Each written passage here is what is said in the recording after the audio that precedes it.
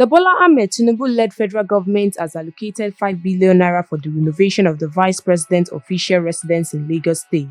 Amid economic hardship and rising inflation in Nigeria, this has sparked criticisms and comments from Nigerians. NaijaNews TV reports that in November 2023, the federal government passed a 2.17 trillion naira supplementary budget, which earmarked 3 billion naira for renovation at the Vice President's Lagos residence and 2.5 billion naira for refurbishing his official quarters within the Aso Rock Villa in Abuja. The Punch conducted an analysis through GovSpend, a civic tech platform that tracks government expenditures, revealed that a total of 5,034,077,063 kobo was spent on Lagos residence renovation in May and September of this year. A breakdown of the expenditure shows that on May 31, 2024, the State House paid 2.8 billion naira to Denderi Investments Limited, an engineering firm, for renovation work at the Vice President's official quarters in Lagos. On September 5, 2024, the Office of the Chief of Staff to the President made additional payments to the same firm,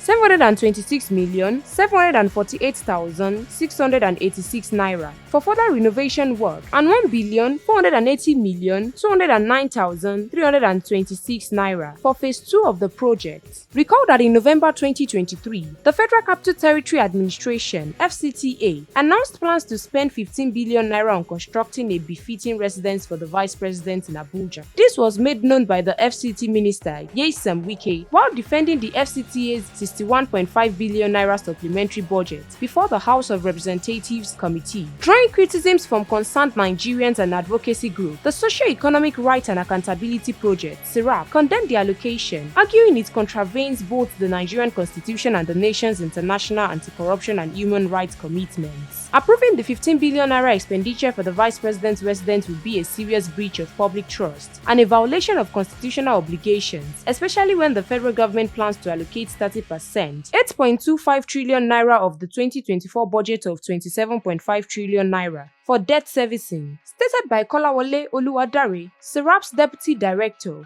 Awal Rafashajani, Executive Director of the Civil Society Legislative Advocacy Center, criticized the current administration for failing to uphold its commitment to reducing the cost of governance. He noted that the administration's budgetary allocation over the past 16 months reflected a lack of genuine efforts to cut costs. Debo Adeniran, the chairman of the Center for Anti-Corruption and Open Leadership, also added that without a new constitution to regulate government spending, wasteful expenditure will persist in Nigeria's governance. Stay tuned to NaijaNews TV for more news updates.